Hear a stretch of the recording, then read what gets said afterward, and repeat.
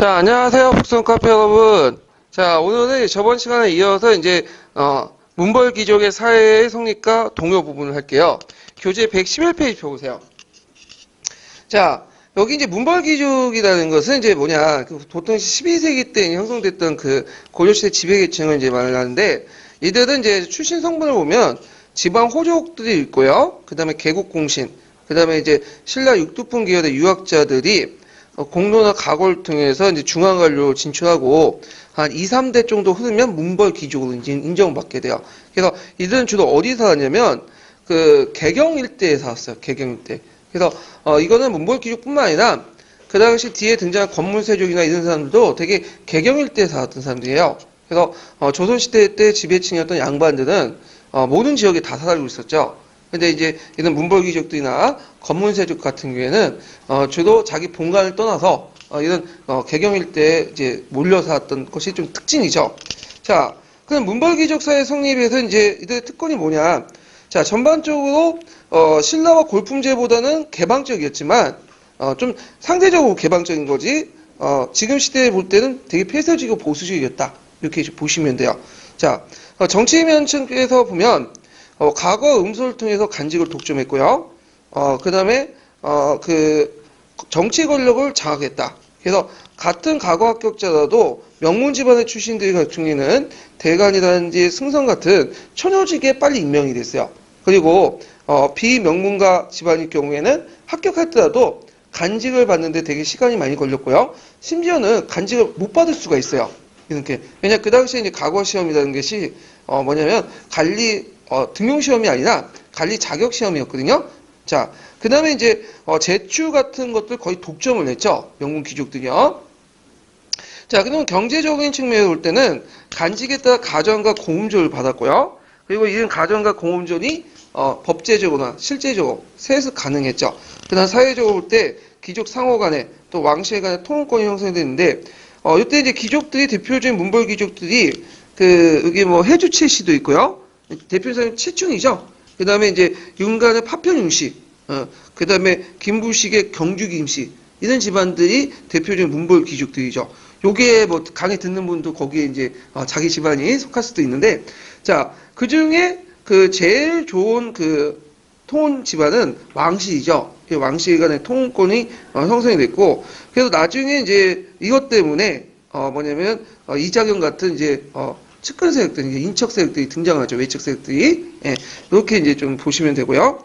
자, 그러면 이제 귀족사회 분열을 보죠. 12세기 들어가면 정치 권력의 독점과 경제 특권 확대를 둘러싸고 문벌 귀족 간의 대립이 있다. 왜냐하면 이제 파이는 그대로인데 그 파이를 둘러싼 문벌 귀족 수가 늘어나다 보니까 그들 간에 또 싸움이 일어나게 되고 그 과정에서 이자경란이나 그 다음에 모총의 서경청도 운동이 일어났어요. 그리고 요때 12세기는 상당히 복잡해. 사회적으로 볼 때. 왜냐면 이제 이들이 이제 지방에 내려가서 대농장을 확대하는 과정에서 그 당시 유민들이 많이 발생이 됐고 그 다음에 또 문벌 귀족 세력들이 너무 커지니까 왕권 입장을 때는 상당히 위협적이겠죠. 그래서 왕 나름대로 그 당시 왕들은 여러 가지 개혁 정책들을 추구해가지고 이 문벌 귀족들을 좀 견제시키려고 했어요. 그 대표적인 왕이 누구냐면 숙종이라는 사람이 있어요. 숙종. 숙종 때 이제 그 당시 신법 정치를 냈거든요. 신법 정치. 그래서 그 당시 송나라 때 그 왕왕서의 신법 정치 있죠. 그걸 이제 본받아가지고 신법, 그러니까 여러 가지 이제 군사개혁, 정치개혁 등등등을 개혁을 한다는 명목으로 이제 신법을 되게 강조했는데 그거는 말이 이제 개혁이지만 실제 개혁 과정에서 누굴 견제하겠다는 거죠? 문벌 귀족들을 견제하겠다는 거야. 그리고 자기 왕권을 강화시키겠다. 이런 것들을 이제 같이 연결시켜서 보시면 될 것 같아요. 그래서 이제 대통령이 또 뒤에 나오는 이제 벌무반도 그런 측면에서 이해해 주시면 되겠죠. 물론 1차적으로 여진족을 막는 단도 있겠지만 숙종 때 벌무반을 양성했잖아요. 물론 이제 실제로 예종 때 이제 했지만 그런 것은 벌무반을 통해서 귀족들이 장악하고 있는 군사권을 약화시키고 모든 군권을 어디에 기속시키겠다는 거야? 중앙에 기속, 왕권의 밑에 기속시키겠다. 그런 의도겠지. 정치 의도는. 자, 그러면 귀족 정치의 전개를 보죠. 대개 이제 이 시기 때 왕들은 이제 보면 문종부터 해서 거의 예종, 인종 요 정도 이제 왕대인데, 자 대개 이제 이 왕대의 특징들을 보면 이 11세기 사회적 혼란, 이거 문벌 귀족들의 어떤 그 학대, 세력 학대 이런 것들을 막기 위해서 뭘 내세우냐면 유교적 이념을 내세웠어요. 유교 정치 이념. 그래서 유교 정치 이념을 널리 보급하기 위해서 그 당시 여러 가지 그 국학 같은, 국학한테 뭐냐면 공교육을 강화시키는 그런 정책들을 했죠. 예. 그다음 두 번째로는 불교 통합을 하려고 했다.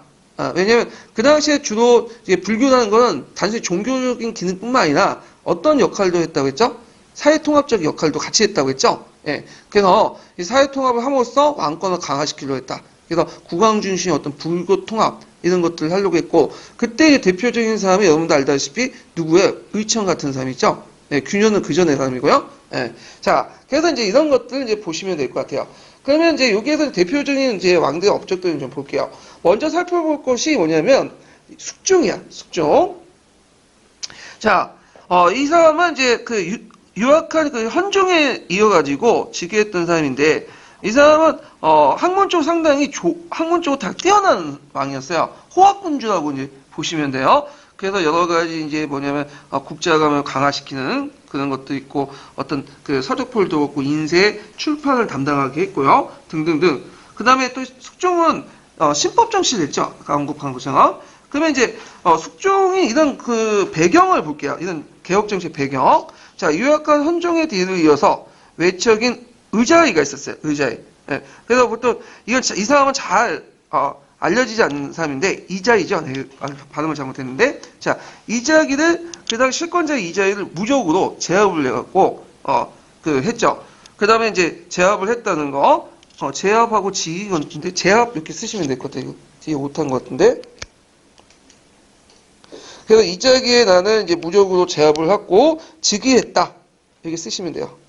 그러니까 즉위하는 과정에서 그날 이자기가 반란을 일으켰는데 그것을 이제 뭐냐면 제압하고 즉위했다 이렇게 보시면 되고, 자 그러면 이 사람의 이제 정치를 보면 신법 시를 했는데 누구의 영향을 받았죠? 왕한석의 그 신법 정치에 영향을 받았죠. 그 대표적인 게 이제 그 여진족을 처부시기 위해서 윤관을 통해서 벌무반을 설치했고, 벌무반과 관련된 내용은 좀 뒤에 얘기할게요. 자, 남경청도 시대 있죠. 그래서 예전에 한번 기출문이 나왔던 거죠. 남경청도 관련된. 그래서 남경길짓에 영향을 받았고 남경청도를 했는데 시도는 했어. 근데 잘 안 됐어. 그렇지만 그 시도한 목적이 있겠죠. 뭐겠어요? 대개본 수도를 옮긴다는 것은 수도에 있는 기득권과 단절을 하겠다는 거야. 그러다 보니까 이제 문벌 귀족 세력도 약화시켜요. 왜냐면 문벌 귀족들이 주로 어디에 몰려 살았죠? 개경에 몰려 살았거든. 그러니까 수도를 한양을 옮겨서, 남경 옮겨서 그들 간의 관계를 단절시키겠다. 이렇게 했는데, 요 부분 나중에 이제 풍수 도참 사상할 때 좀 더 얘기할게요. 그 다음에 주정관을 설치했다. 자, 주정관이라는 것은, 뭐와 관련된 걸까요? 돈을 만드는 곳이란 뜻이죠. 예, 돈전자니까. 그래갖고 이제 은병이나 해동통보 같은 걸 주존을 했는데, 이건 누구의 건의를 받았냐면 의천의 건의를 받았어요. 의천은 나중에 설명하겠지만 송나라에 유학을 갔었어요, 한때. 그래서 송나라에서 유학을 갔더니 돌아갔던 사람이죠. 왕자 출신이고. 그래서 이 사람이 송나라 가보니까 이제 송나라는 동전이 많이 그 유통이 돼 있었죠. 동전이 되게 편한 거야. 그래서 이걸 통해 상공업도 이제 발달시킬 수 있고 국가가 이제 경제도 통제할 수 있고. 그래서 왕한테 건의를 한 거죠. 그러니까 왕이 그걸 받아들인 거야. 그래갖고 이제 그때 만들어진 화폐들이 뭐 은병이니 해동통보니 그런 화폐들이고, 그 물론 이게 널리 유포되지는 못했어요. 왜냐하면 개경 일대에만 좀 유포돼 있고 다른 지역까지는 확대되지 못했지만 나름대로 이런 그 신법 정치를 할 때 이런 것도 경제적인 측면에서 고려했다. 왜냐하면 돈을 널리 보급시키면서 이런 어떤 동전을 널리 보급시키면서 뭐냐면 왕권 중앙에서 그 경제권을 장악하겠다는 무슨 의미가 있겠죠. 물론 이제 동전뿐만 아니라 은병이나 은도 뭐냐면 보급을 했어요. 은하 같은 것도. 좀 뒤에 좀 더 얘기를 하고, 그다음 교육적인 측면 올 때는 서적포를 발간했죠. 서적포를 만들어가지고 서적포를 이제 국자감에 설치를 해서 책을 인쇄하거나 출판을 담당하겠다. 국자감에 서적포를 설치해서 책을 인쇄하거나 출판을 담당하고 있다. 이렇게 보시면 되죠. 쉽게 얘기하면 대학교 내에 보면 이제 그 재본소 있잖아요. 재본소 만들었다 그렇게 생각하시면 돼요. 자, 종교적으로 보면 평양의 기자서당을 기자사당이 아니라 사당이죠, 사당. 제가 이거 오타가 좀 안 돼. 네. 자, 사당을 설치하고 그 다음에 의천원하고 청태종 확립을 했죠. 자, 기자사당을 왜 설립했을까? 이게 원래 우리나라에 기자사당이 되게 많아. 기자묘가 가문인데 무슨 이념을 강화시키기 위한 거죠?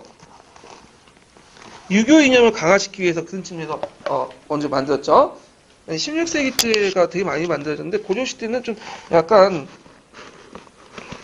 아이고 잠깐. 네. 자, 고려시대는, 뭐냐, 그렇게 많지 않은데, 하여튼 이런 것들 설치하고 있고, 불교 통합의 노력을 깨서 의천이 그 당시 이제, 청태종을 확립했죠. 청태종은 뭘 견제하려고 한 거야? 기존 불교였던 법상종을 견제하려고 했죠. 그래서 그 의천의 그 청태종 관련된 내용, 그는 요번에 시험 문제 나왔는데, 이건 불교사 할 때 좀 더 얘기를 하고요. 그 다음 뒤에 넘어가서, 예종 때를 보죠. 예종 때.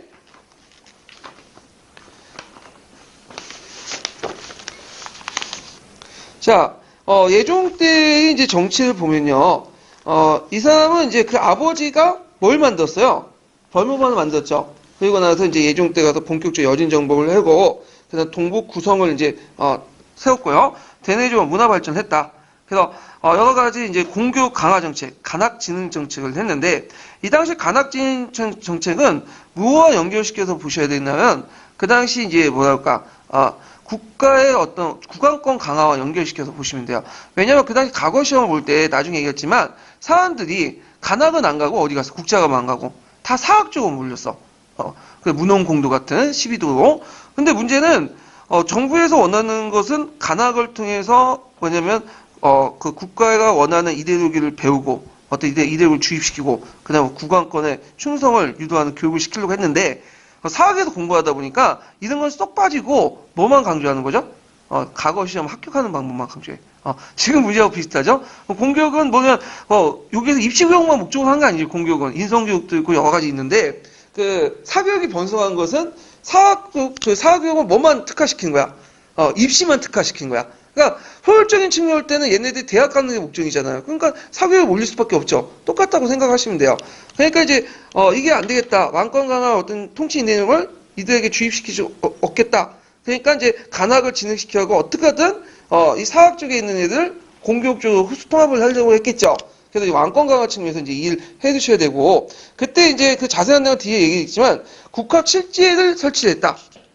거기에 대해 국학 칠제는 그 당시 그 송나라의 주자감이라는 게 있어요. 주자감에 의해서 이제 그 모델로 칠제를 설립했는데, 자, 이게 7개 그 과목이 있어요. 그 중에 무학제 설치했죠. 이 무학제 설치는 상당히 의미가 있는 게 뭐냐면, 이거는 뭐와 관련된 거예요? 무학과, 그러니까 군사 업무죠. 그래서 예전에 문만 가지고 했죠. 문. 그래서 이제 뭐 유교 경정만 배우고, 그런데 이제 이들은 무인 세력을 바탕으로 해서, 그러니까 그것은 기술, 그러니까 군사훈련을 통해서 무인 세력의 기반을 확충시키겠다 이 말이야. 그래서 문무를 동시에 강조하는 그 송나라 국자감을 어떤 개혁 모델을 냈고요. 이거는 뭐와 또 연결되냐면 예종 시대 때 뭐가 있었죠? 여진족 전벌이 있었잖아요. 그래서 이걸 염두에 둔 것 같아요. 왜냐하면 체계적인 군사 학교를 통해서 뭐냐면 오늘 사관학교 같은 것들 만들어가지고 체계적으로 양성을 하면 군사지휘관 양성하면 더 국방력을 강화시킬 수 있잖아요. 그리고 왕권도 강화시킬 수 있고. 근데 그 당시에는 문인들이 그걸 못마땅하겠어. 왜냐하면 문인들 입장에서는 물을 되게 천시하는 분위기였거든요. 그러니까 문인 세력들의 반발 때문에 국부가 폐지됐다. 무학제는. 그래서 이제 육제 중심으로 유학 중심으로 운영했다. 이렇게 이제 보시면 되고요. 그 다음에 장학재단이었던 양원고를 설치했죠. 그래서 이걸 이제 공교육 제도의 어떤 기반을 경제적 기반을 만들려고 했고요. 그 다음에 이제 거기 보면 그 외에도 이제 천연각 보문과 같은 학문 연구 기관도 만들었다. 네, 천연각과 보문과 같은 학문 연구 기관도 만들었고, 그래서 예의상조서를 설치했죠. 그래서 예의 격식 같은 예교적 제도를 정해서 이거를 통해서 유교 이념을 널리 보급시켜 왕권을 강화시키려고 했다는 거. 그 다음에 간문을 파견했다. 간문하는 것은 그 당시에 이제 유민들이 되게 많았어요.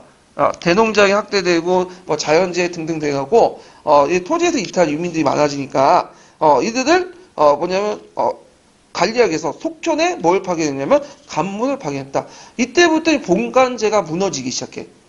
그 전까지는 자기의 본관 안에서는 특별한 경우 아니면 자기가 관리가 됐거나 특별한 경우 아니면 벗어나지 못했죠. 근데 이런 유민들이 이제 많아지면서 그 본관이 무너지게 돼요. 그래서 이때 유민이라는 것은 본관에서 벗어난 사람들을 의미하는 거예요. 예. 자, 그래서 이제 있고, 그 다음에 이제 볼 게 인종이죠. 인종. 인종은, 이 사람이 이제 대표적인 반란이 두 개가 있죠. 나중에 살펴본 이자기의 난과 모청의 난이야. 예, 인종 때. 그리고 인종은 왕권 강화 정책을 이제 하려고 했어요. 그러니까 왕권 강화 정책을 하려다 보니까 이제 문벌 귀족도 못 믿어 대신들은. 그러니까 자기들 측근 세력들을 되게 강화시켜놨죠. 인종은. 그래갖고 이제 주로 측근 세력들이 많이 가는데 이 측근 세력들이 어떤 세력들이 많냐면 서경 세력들이 많아. 왜냐하면 그 당시 서경은 일종의 커트제를 실시해가지고 그쪽에서 이제 일종의 할당제를 실시해서 많은 신진 세력들이 여기 들어오게 됐거든요. 서경파들이. 그래서 이들을 중심으로 해서 측근 세력을 강화시켜가지고 했는데 그 과정에서 이제 뭐냐면 묘충의 난이라든지 이자금의 난 같은 것들이 일어나요. 그래서 이자금 같은 경우에는 이제 그 사람이 칠권을 장악하기 위해서 먼저 쳐낸 사람이 누구냐면 인종의 측근 세력들 쳐내. 그리고 나서 권력을 장악하고 그다가 이제 망한 거죠. 묘충의 난도 마찬가지야. 묘충의 난도 서경파를 중심으로 일어난 난 아니에요. 물론 서경파가 다 들어가지진 않지만 이런 것들은 이제 그 당시 신진 세력들의 무리들이 상당수가 어디에 나왔다? 젊은 피들이 다 보면 이제 수혈받은 곳이 서경파에서 나온 거죠. 네, 이런 것들과 관련돼서 보시면 돼요. 그래서 이때인데 하여튼 있고 외교적인 것은 뭐냐? 이자금이 그 당시 실권자 이자금이었죠. 예전에 한번 시험 문제 나왔는데 정권을 유지하기 위해서 금이 4대 요구를 하니까 수용을 했어. 정권은. 그래서 이게 예전에 한번 시험 문제 나왔는데 그때 이제 내걸었던 논리가 뭐냐면 이소사대의 논리죠. 맹자에 나온 말인데, 작은 나라가 큰 나라를 섬기는 건 당연하다는 거야. 이소사대 논리. 이 이소사대 논리는, 이자겸이 처음 말했다고 기록은 돼 있지만, 그 당시에 보편적으로 이제 했던 외교 정책이 이단인 것 같아요. 왜냐면, 나중에, 이재현도 그 원나라 섬길 때 그 논리를 했거든? 이소사대 논리. 예. 그래서 이제, 요건 나중에 설명할 뭐와 연결되냐? 무슨 사대론과 연결되냐면, 형세론 쪽 사대론과 연결돼요. 그래서 대륙의 형세는 그냥 변할 수 있기 때문에 누가 이제 실권을 잡아도 그 사람들 그 사람을 섬기면 된다. 큰 나라를 섬기면 된다. 이게 형세론적 사대론인데 이건 좀 나중에 얘기할게요. 예. 그래서 이제 했는데 그건 이제 또 뭐냐면 이자겸이 그 당시 이제 자신의 정권을 유지하기 위해서 한 것도 있어. 왜냐면 되게 그 강조 아시죠? 강조가 왜 죽었어요? 그 다음에 강조의 정변을 일으키고 나서 실권을 장악했지만, 거란족이 이제 쳐들어왔잖아? 그 당시. 거란족 2차 친일이 있었죠? 예. 그래서 막 싸우다가, 지가 나서갖고 했다가 잡혀서 죽은 거 아니야? 근데 이 강조가 죽을 때 이제 잡힐 때 이제 유명한 말을 했죠. 나는 고조의 신하이기 때문에 너 같은 오랑캐들은 섬길 수 없다. 이런 것은 딱 뭐냐면, 본받을 만한데, 여기에서 또 새로운 교훈을 얻은 거야. 이자겸이. 강조 같은 실권자도 결국엔 대의관계를 잘못했기 때문에 뭐예요? 망한 거 아니야? 그러니까 자기가 정권을 오랫동안 유지하려면 누구의 관계를 해야 돼? 금나라 관계를 유지해야 돼. 왜냐하면 그 당시 금나라는 막강했죠. 그다음에 거란도 물리치고 홍나라도 막 위협하고 지금 거의 점령하고 있고. 근데 고조가 그걸 어떻게 감당하냐? 괜히 금나라 관계가 뒤틀릴 경우에 금나라가 우리나라를 공격할 거고 결국에 나는 죽을 거 아니에요. 그 과정에서. 그걸 생각한 거지. 지금 김정은이 지금 막 와가지고 지금 와서 문재인한테 와서 평화회담도 하고 핵축소도 얘기하고 비핵화도 얘기하고 그다음에 며칠 전에는 이제 기차 타고 시진핑한테 갔다 하잖아요. 그래서 시진핑 형님 따가고 외치고 너 하면서 이렇게 하고 그게 왜 그러겠어? 지금 미국 간의 관계 때문에 미국한테 잘못한 트럼프한테 맞아 죽으니까 그러니까 자기 권력을 유지하는 몰라요. 대외관계를 잘 성립해야 돼. 그건 이제 연관시켜서 보시면 될 것 같아요. 자, 하여튼, 그 당시에 이제 금나라 사대 요구를 했는데 그냥 들어준 건 아니고 대신에 보주를 획득했어요. 보주가 어디냐면 그 당시 이제 지금의 의주 있죠? 네, 의주죠. 그래서 강동 육주 개척할 때 이 보주만은 거기 못 차지했어. 근데 이걸 허락을 안 해줬거든. 근데 여진족의 아래 그 당시 거란족 여기 약해지니까 그 보주 지역을 이제 장악을 해버린 거야. 오늘날 의주 지역이에요. 그래서 이제 압록강 유역을 중심으로 했고 뭐가 형성된 거야? 국경선이 형성되기 시작한 거예요. 자, 물론 이제 완전 국경선은 조선시대 때 얘기지만 일단 이제 압록강 하류 지역으로 이제 의주를 획득했다. 자, 유학을 진행시켰는데, 자, 삼국사 편찬하기 있죠? 그래서 이제 이 삼국사의 편찬 시기가 묘청의 난과 무신전멸 중간 사이야. 이거 예전에 시험 문제 나왔는데, 고금 상쟁례를 편찬하겠다.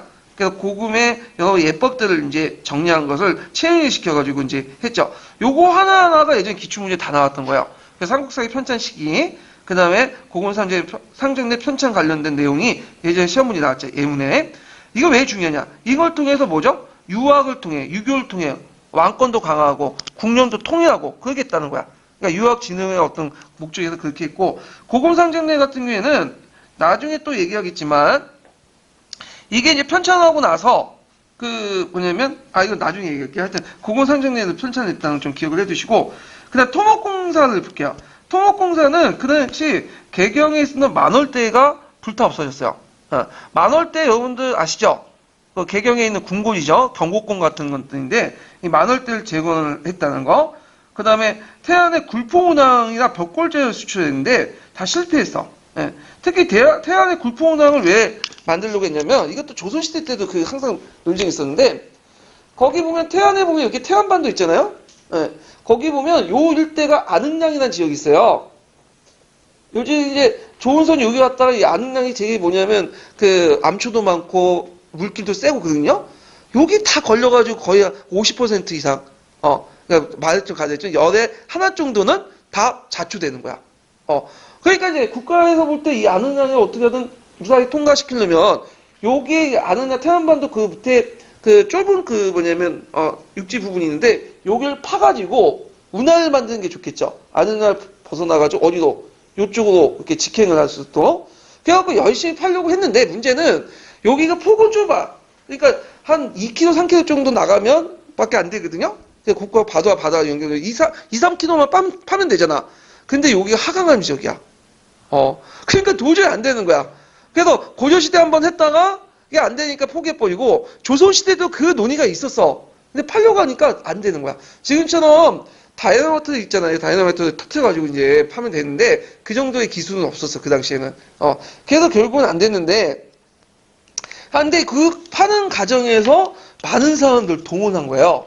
그러다 보니까 이제 결국엔 파지도 못했는데, 그러니까 이런 것 때문에 이제 불만이 많고 백성들이 또 유민도 많이 발생을 하고 사회적으로 좀 혼란한 측면도 있다. 자, 하여튼 이렇게 이제 보시면 되고요. 자, 그 다음에 이제 인종 때 대표적인 난이 뭐라고 했어요? 이자겸의 난이라고 했죠? 이자겸에 대해서 좀 얘기를 해볼게요.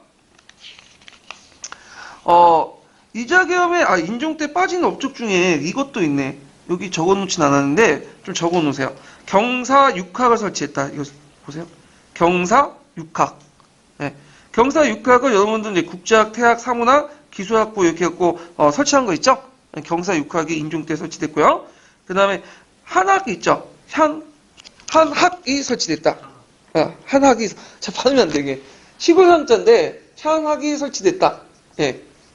한학이 설치됐고요. 그래서 각 주연에 지방교육을 담당해서 이걸 설치했고, 그 다음에 동서대비원 있죠? 동서대비원과 제2부를 설치했어요. 동서대비원과 제2부를 설치했다. 왜냐, 그 당시 뭐 사회적 혼란도 있고 하니까, 이런 백성들 위무 차원에서 이제 이런 교육기관 같은 거를 설치를 했죠. 예. 그래서 이제 이런 내용도 같이 적어 놓으세요. 예. 자, 그래서 이제 이렇게 있고, 그 이자겸의 난을 이제 넘어갈게요. 자, 이자겸의 난을 보면 이제 그 1126년에 일어났는데, 이자겸은 어떤 사람이냐면 외척 가문이야. 외척 가문. 그래서 이제 그 11대 문종부터 해서 17대 인종까지 80년 동안 경원 이씨 집안이 외척을 장악했죠. 외척 집안으로서 이제 그 왕비를 많이 배출했던 사람이죠. 그래서 그 당시 그 전에 이제 경원 이씨 집안 중에 이자희라는 사람 있죠. 이자희 사람이 또 반란도 일어나고 그랬잖아요. 예. 그래서 이제 이자희라는 사람은 그 예종의 예종에게도 부인을 그러니까 딸을 줬고 두 번째 딸일 거야. 그다음에 인종에게도 자기 딸을 바쳤어요. 그래서 3녀, 4녀도 바쳤는데 이게 계족보죠 완전히. 예종이에게 이제 바치고 인종한테 바쳤다는데 이게 뭐 어떻게 될까요, 이건? 그러니까 자기 고모? 이모죠, 이모를 갖다 바친다는 거죠. 자기 이모하고 지금 같이 사는 거야. 왜냐면 물론 이자겸이 이제 여러 첩도 있으니까 이제 거기 후시에서 나온 그 자녀 같은데 하여튼 3녀 4녀를 자기 그 이모들 그 부인을 삼은 거죠.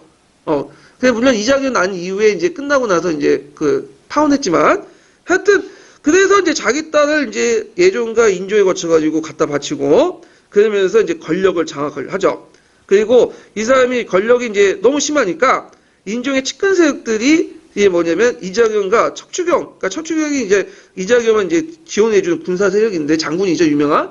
이 사람은 그 예전에 윤관의 그 여진정 볼 때 큰 하락을 했던 사람이에요. 향리 출신인데 그때 큰 공을 세워갖고 이제 승수장구해가지고 권력을 그 큰 군사권을 가지고 있었던 사람인데 그 사람과 결합을 하고 있었거든요.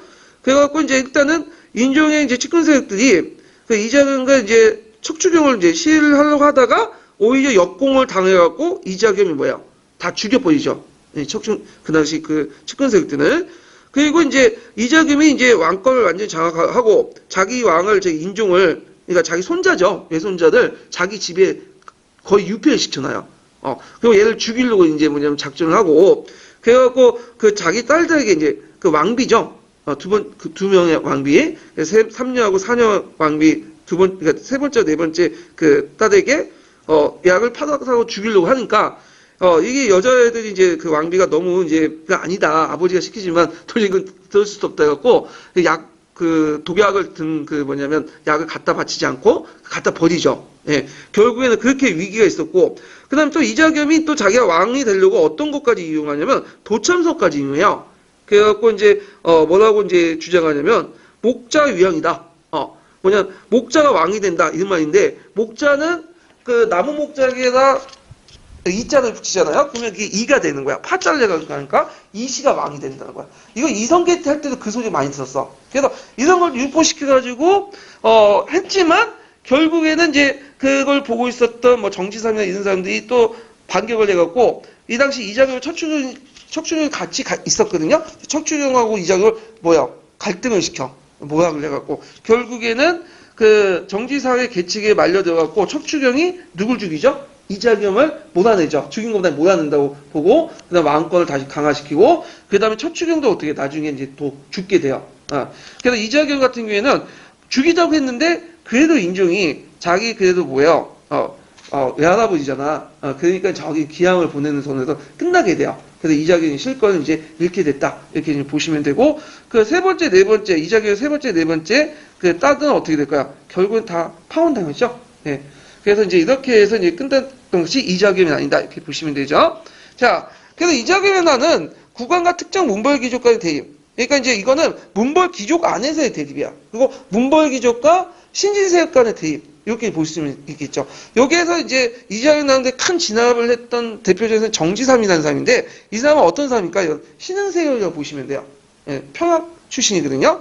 자, 하여튼 원인은 이자겸의 왕위 창탈 음모, 인주이씨 집안의 인주이씨 집안의 외척으로서 권력이 강화됐는데 인주이씨, 경원이씨라고 또 하죠. 인주의 측근 세력들이 이자겸의 제거를 시도했고 결국에는 실패했다. 여기에서 김찬, 안보진, 최탁인데 김찬 정도는 외워두세요. 그 사람은 예전 시험 문제 예문에 나왔던 사람이에요. 그래서 이자겸과 척추를 반란이 나고 결국에는 정지사의 계략이 맞아서 내부에 실패했고 인주이씨 집안이 몰락을 했고요. 결과는 그러면 인주이씨를 진압을 하면 완전히 왕권이 아니죠. 새로운 또 집안이 등장하죠. 그 집안이 누구냐면 경주 김씨 집안이야. 그 대표적인 사람이 삼국사에 있었던 김부식이죠. 그래서 김부식이 이제 실권을 잡았고 신흥세력 진출이 더 어려워졌다. 이렇게 이제 보시면 되겠죠. 이때 신흥세력은 주로 누굴까요? 서경파죠. 서경파. 네, 이렇게 이제 보면 되고요. 그러면 이제 모청의 서경천도 운동 볼게요. 모청의 서경천도 운동은 이자겸이 일어난 거의 9년 뒤에 일어났어요.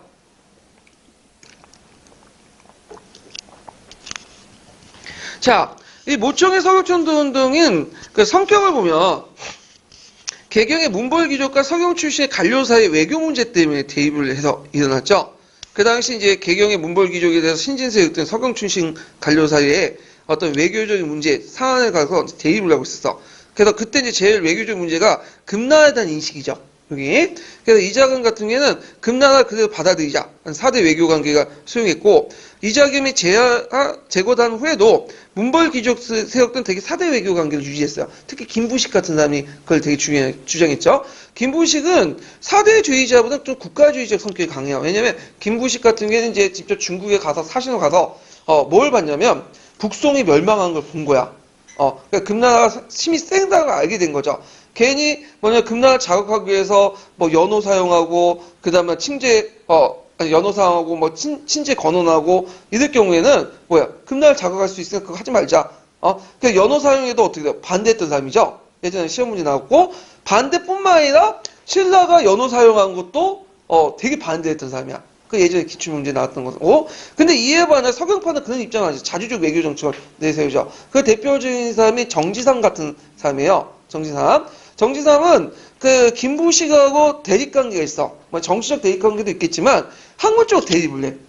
이 정지상이 어릴 때부터 신동으로 되게 유명했던 사람이에요. 시도 잘 짓고 머리도 명석하고. 그런데 이제 김부식은 이제 시도 짓고 하는데 김부식이 그 능력이 문학 능력이 장문 능력이 정지상은 상대가 안 돼. 그러니까 정지상하고 이제 김부식 대립 있고 우리 김부식이 일종의 컴플렉스를 느꼈던 그 사람이거든요. 그래서 정지상이 뭐라고 이제 주장하냐면 우리도 연호 사용할 수 있지 않냐.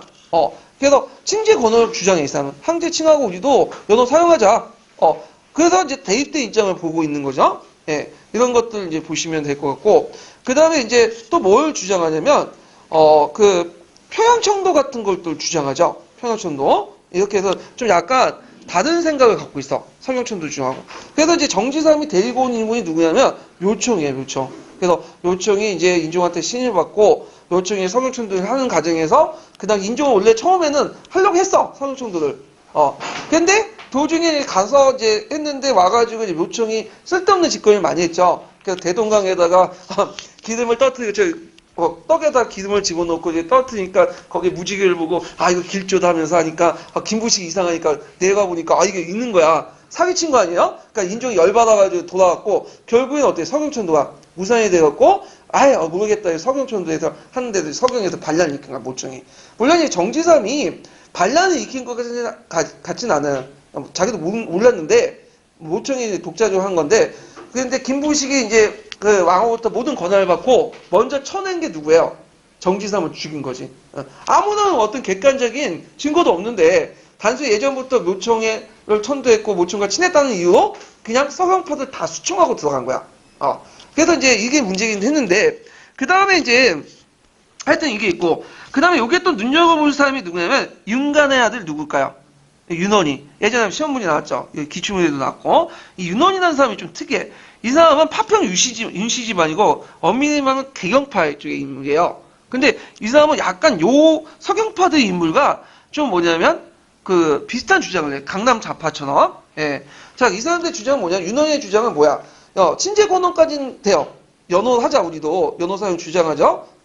근데 어디는 안 된다는 거야. 서경천도라는지 금국중본이라는 말도 안 된다. 이거는 하지 말자는 제일 합리적인 거야. 그 당시에는. 그래서 나도 자주적으로 내세우면서도 금나라 관계에서 우리가 국력이 딸리니까 금나라 자극하는 행위는 집중을 하지 말자. 서경천도 반대하고 금국정벌 반대하고 그런 사람이거든요. 결국에는 이 사람도 같이 도매급은 뭐예요? 묶어가지고 이제 뭐냐면 물론 죽음은 당하진 않았지만 자천당해요. 묘청이 나네. 그리고 이 사람도 김부식하고 사이가 별로 안 좋았어. 그러니까 김부식이 찍은 거지 그냥. 김부식이 보니까 인간관계가 영 아닌 것 같아. 예. 정치사람도 그렇고 뭐 윤원이의 관계도 그렇고. 자, 뭐 해가지고 있는데 이게 예전에 시험문이 나왔다는 거 좀 기억을 해주시고. 자, 그러면 원인을 보죠. 그 당시에 이제 모청의 서경천도 운동은 이자겸을 나누는 민심이 분화하니까 모청이 이제 서경천도론을 내셨죠. 특히 그때 내걸었던 논리가 그냥 풍수지리설이야. 그래서 개경의 지덕이 쇠하고 그 다음에 서경의 지덕이 왕성으로 천하를 아울 수도 있고 금도 수수항복하다. 그러니까 서경을 옮기면 금도 수수항복하고 주변에 있는 국가도 다 걸어와서 고조에 항복할 것이다. 이런 논리를 지은 거야. 이런 논리가 처음으로 이 사람이 제시한 건 아니에요. 그 이제 김희재라는 사람이 해갖고 숙종 때도 이런 논리가 있어. 물론 이건 서경기지설이 아니라 남경기지설에 따라서 이렇게 했지만 비슷한 논리를 제시했죠. 자, 하여튼 칭제권원, 금국정벌 이런 것들을 주장을 했죠. 요청이. 근데 이에 반해 김부식 같은 개경파는 어떻게 돼요? 대립을 할 수밖에 없죠. 왜냐면 수도를 서경호 옹격분이면 자기의 위신이 어떻게 지위가 떨어지는 거 아니야, 영향력이다. 그래서 서경파, 개경파가 대립을 하게 됐고, 경간을 보죠. 자, 서경천도 계획이 좌절되니까 모청 등은 서경에 반란일으켰어요. 그러니까 이제 김부식이 그 인지호부터 모든 정권을 받고 이제 모청의 날을 진압을 하고 가죠. 그 과정에서 이제 그 누굴 먼저 처단한다? 정진상 같은 그 사람들 다 죽이고 가요. 예.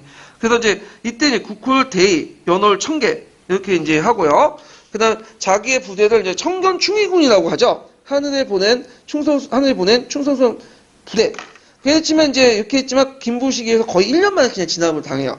그래서 결과를 보면 이 모청의 서경천도 운동을 계기로 해서 서경의 그 위상이 되게 약하대. 그래서 서경에 분사제도가 있었다, 그렇죠? 개경의 관료제도 그대로 유지하고 동격을 보는 그런 분사제도가 약화되고 결국에는 무슨 난 때 폐지됐어요? 조의총 난 때 폐지되죠. 그 다음에 서경세력이 몰락하고 개경사역의 심의균형이 깨졌다. 예전에는 서경세력들이 일종의 커터제를 통해서 많이 등용을 했는데 이들이 일종의 신진 관료군이 됐죠. 그래서 종조의 문벌기족군 관료군과 심의 대립 균형이 있었는데 한쪽이 깨지게 된 거야. 이제 권력이 어디도 다 집중된 거야. 문벌 세력들로 집중이 되기 시작하죠. 그러면서 이제 상대적으로 예전에 그 서경 세력도 자기 측근 세력으로 많이 삼았는데 그러다 보니까 왕권이 어떻게 돼가 약화되죠. 예. 자, 이런 것도 기억을 해두시고요. 그래서 이제 영향은 이자경 난과 더불어 귀족사의 폐단과 모순을 드러난 대표적인 사건이다. 이렇게 이제 보시면 될 것 같아요. 영향보다는 의의라고 좀 볼 수도 없는데 하여튼 그 평가가 그렇다는 거죠. 평가가. 예.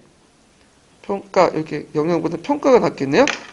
평가는 이제 이렇게 있고 요 밑에 있는 평가는 신체에 대한 평가야. 밑에는 전반적인 평가 이렇게 보시면 되고.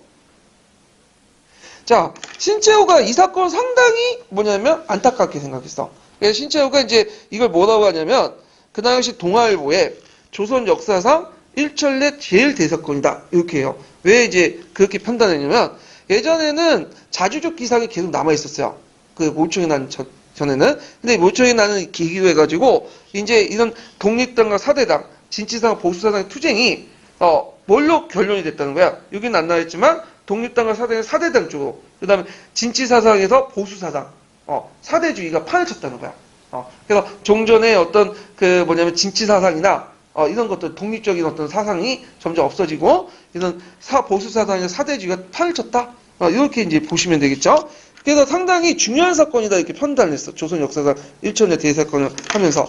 그 다음에 서경총독을 주장한 모총을 비판해요. 모총. 왜 모총을 옹호한 사람이 아닌 사람은 모총을 왜 비판해? 너무 권고망동했다는 거야. 현실 파악도 못하고. 그리고 제일 안타까워하게 했던 사람이 누구냐면 윤원이죠. 윤간의 아들 이든. 윤원이는 그 당시 이제 서경총독하는지 그 다음에 건국정부 이런 거 주장하지 않았죠. 현실적으로 볼 때는 그건 아니고 우리가 나름대로 현실적 여건에서 주장할 수 있었던 것은 칭제 건원이죠.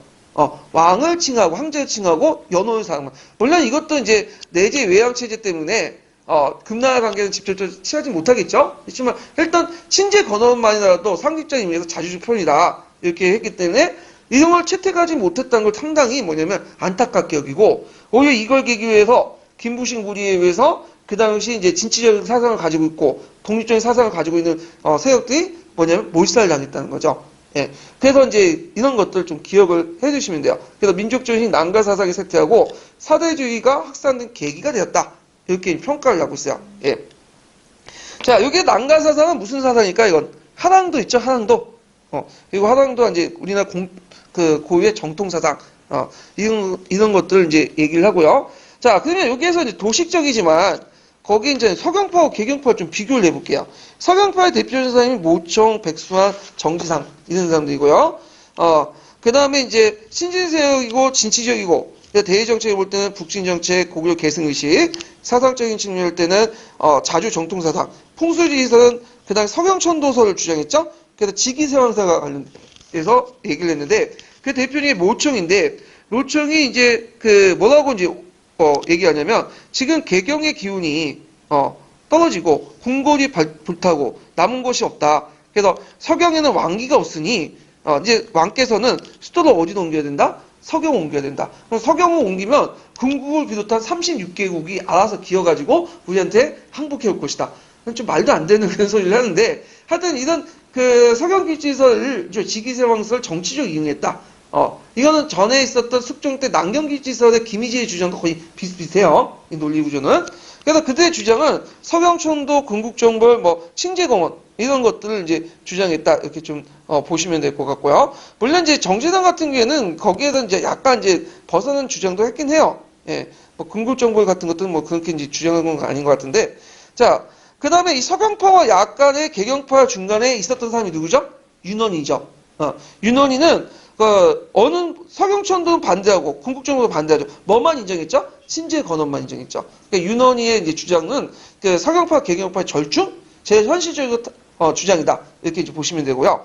그다음에 공통점은 정지상과 그 당시 이제 윤원이의 공통점이 뭐야? 김부식하고 사이가 안 좋았다는 거예요. 예. 그러면 개경파의 보죠. 대표적인 사람이 김부식이고, 이들은 문벌귀족 세우고 사대적인 성격을 갖고 있죠. 그래서 정책본 4대 정책, 신라 계승식. 특히 김부식 같은 경우는 경주 김씨 집안이고, 이 사람이 김유신 열전을 열전에서 거의 3분의 1 썼거든요. 그 이유가 뭐냐면, 그 집안 출신, 그 조상이기 때문에요. 집안 자조들이 많아. 그러다 보니까 이제 그런 건데, 자, 하여튼 신라 계승의식, 그 다음에 유교사상, 그 다음에 주장은 모쪽의 주장반대 정권의 안정을 도모했다. 이렇게 이제 보시면 되겠죠. 자, 그래서 이제 이와 관련된 이제 기출이 한 2문제 나왔어요. 예, 2-3문제 나왔는데, 한번 이제 풀어볼게요. 직위사용사가 관련된 부분은 나중에 풀어보고, 여기는 직접적 관련된, 모종의 서격청도 운동 관련된 부분만 찾아볼게요. 자, 몇 페이지 펴보시냐면요. 기출문제지, 35페이지 펴보세요. 35페이지.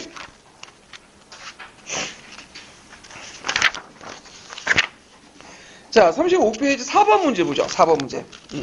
자, 이 4번 문제는, 이게 역사과 단독 문제는 아니고요. 예전에 이제 통합사회적 문제에서 이제 내는 건데, 그래서 이제 지휘과 문제도 좀 연결돼 있어요.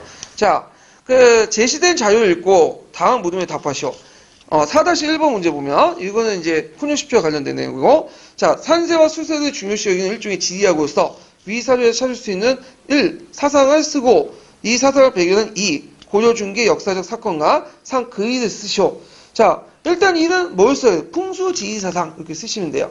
예, 그냥 풍수설, 뭐 풍수지리학, 풍수도참사상 다 비슷한 말이고, 그 다음에 요것 때문에 일어난 그 난이 무슨 난이죠? 모종의 서경천도 운동의 난이죠. 그래서 그때 이제 그 모종의 서경천도 운동 쓰시고 그 의의를 쓰시면 되겠죠. 보수적인 개경의 문벌귀족의 정치의 틀을 벗어나 서기에서 자주적인 혁신적 제도를 시행한 본론은 의도가 내포된 난이었고, 문벌귀족 사회의 분열과 지역사회에 대해 쭉 쓰시면 돼요. 이렇게. 그래갖고 있는데, 문제가 그렇게 어려운 문제는 아니에요. 의의를 지어보는. 자, 그 다음에 이 사상이 우리 일상생활 어떻게 때 긍정적인 면과 부정적인 면을 쓰시오. 요거는 이제 여러분 지지에 관심 있는 분들 쓰시면 될 것 같아요. 이런 것들은 이제 음택풍순이, 양택풍순이 이런 것들인데, 이런 것들은 지휘과와 관련된 거니까 넘어갈게요. 자, 그 다음에 이제 몇 번 문제를 보시냐면요. 뒤에 넘어가서 18번 문제 42페이지. 18번 문제를 좀 볼게요. 이거는 이제 모청의 서교천도 운동뿐만 아니라 그 당시 이제 순서 나열되는 건 이제 물어보는 건데, 자, 일단은 이제 요 문제를 풀려면 이제 일단 보면, 자, 보기의 역사적 사실 중에 연대순으로 두 번째에 해당한 것이 무엇이냐, 있죠. 일단은 답은 연대순으로 두 번째에 해당한 것은 뭘까요? 이거는 모청의 서경천도 운동이죠. 그러면 이제 그 순서를 이제 좀 보면, 첫 번째 들어갈 게 뭐냐면 천리장성이야. 천리장성. 예. 그래서 천리장성 축조가 있는데, 천리장성 거란의 3차 침입 이후에 거란족을 방배하기 위해서 두 가지 이제 조치를 취했죠. 그래갖고 이제 현종 때 개성을 둘러싼 뭘 만들었다? 나성.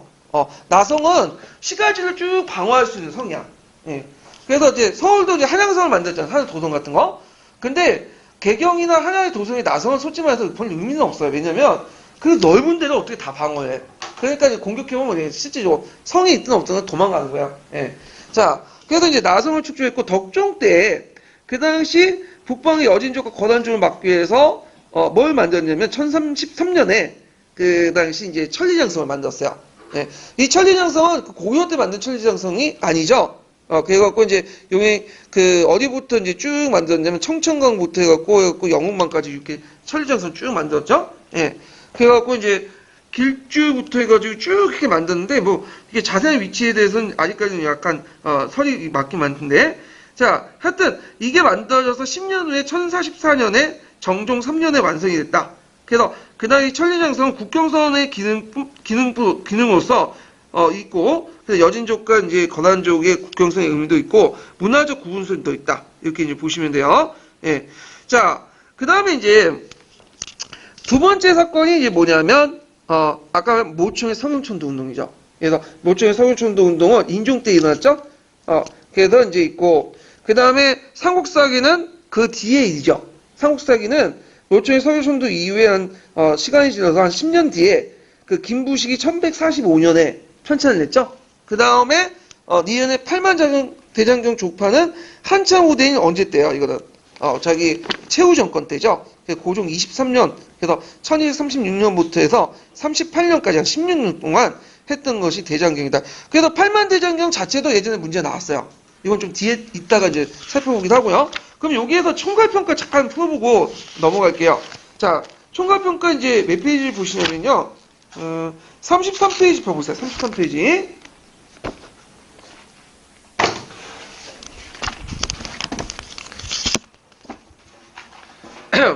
총괄평가 33페이지 24번 문제 볼게요.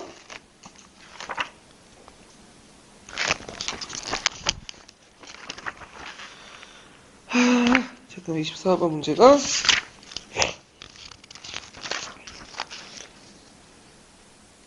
이게 잘못 찾네 제가. 네, 아니 조선사를 찾고 있었어요 제가. 자, 가와 나의 인물의 인종의 측근세력으로 다와 대립했던 인물이다. 자, 그 당시 인종의 측근세력 구성을 말해보고 가와 나의 입장을 차이를 써보시오. 그리고 나의 인물에 대해서 신체에 대한 인물평가를 한 줄이내 서술해보시오. 그리고 다의 인물의 사상적 입장을 쓰시오. 자, 가는 이제 신등이 그 서경 인원역닥을 보니 이는 음양과 만한 대야서입니다. 그래서 이렇게 나오고 금나라가 이제 여기서 수도 옮길 경우에는 금나라 패백을 가지고 수수항복할 것이고 36개 국가가 다 신하가 될 것이다. 이렇게 이제 했는데 이건 누가 말한 거죠? 이거는 묘청이 말한 거죠. 묘청.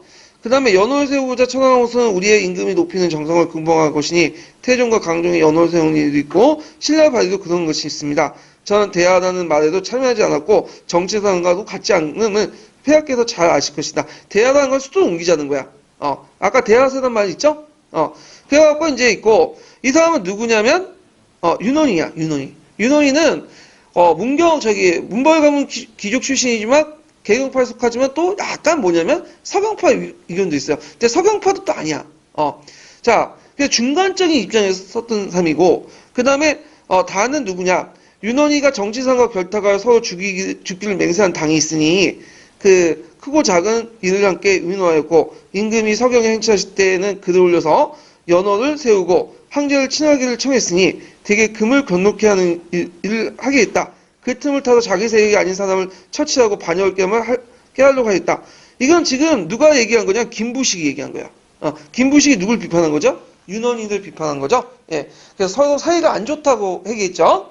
그래서 이제 이렇게 보는데 그러면 그 당시 인종의 측근세력 구성을 말해보시오. 인근은 이제 인종은 측근세력을 양성했는데 대개 보면 어떤 사람이 소수의 개혁적 문벌귀족과 정지상 같은 서경 출신가 돼요. 그래서 거의 서경 출신 관료들이 많다. 이렇게 보시면 되겠죠. 가와 나의 입장 차이가 볼까요? 가는 아까 이제 뭘 주장해요? 칭제 권원에 대한 입장은 동일하지만 군국 정벌과 서경 충돌에 대한 입장은 달랐다. 이렇게 쓰시면 되고 그 다음에 여기에서 이제 꼭 가는 찬성했지만 나는 반대했다. 그래서 이제 가는 뭘 찬성했다는 거예요? 군국 정벌과 서경 충돌을 찬성했는데 나는 그걸 반대했다는 거죠. 이렇게 쓰시면 되고요. 그 다음에 신체적 평가는 이거에 대해 시에 맞지 않는 모초의 경고만 동원에 윤원이 같은 생각이 실현되지 못한 걸 안타깝게 생각했다. 이렇게 쓰시면 돼요. 그래서 다의 사상적 입장은 유교를 강조했죠. 도천 사상을 배경하고 기존의 유교 질서를 유지하려고 했다. 이렇게 쓰시면 되고. 그래서 이제 또 풍수시설에 입각해갖고 나중에 반란이 일어나요. 서경 창동운동이 모청의 난이 나니까 그 뒤에 이제 뭘 편찬했죠? 삼국사기를 편찬했죠. 삼국사기는 뭐에 입각을 쓴 거야? 유교적 합리주의. 그래서 항상 얘가 강조하는 게 공작가서 말을 하시기를 뭐냐면 그 수의부작하지 않고 불억난신 그 무징불신, 그러니까 계속 불억난신 무징불신, 이상하고 신기하고 그런 것들, 그 다음에 팩트에 입각하지 않고 증거에 입각한 건 말하지 않는다. 이걸 상당히 강조하잖아. 그러니까 팩트에 입각하지 않고 기괴하고 이상한 것에 대한 반대 때문에 그걸 적어놓은 거죠. 누굴 얘기한 거야 지금? 묘총이죠. 묘총이 서경촌도 운동의 그 논리가 뭐예요? 성형글지설이죠. 이거는 신기하고 괴이한 거잖아. 이런 것들을 하지 말자는 거야. 그래서 이것을 하지 않기 위해서는 유교적인 어떤 입각에 갖고 합리적인 역사의식에 따라서 역사를 재정리할 필요가 있다. 그래서 이런 것도 합리적인 어떤 역사관을 갖고 앞으로 이런 것들을 방지하기 위해서 만든 것이 김부식의 삼국사기다. 이렇게 인식을 하시면 될 것 같아요.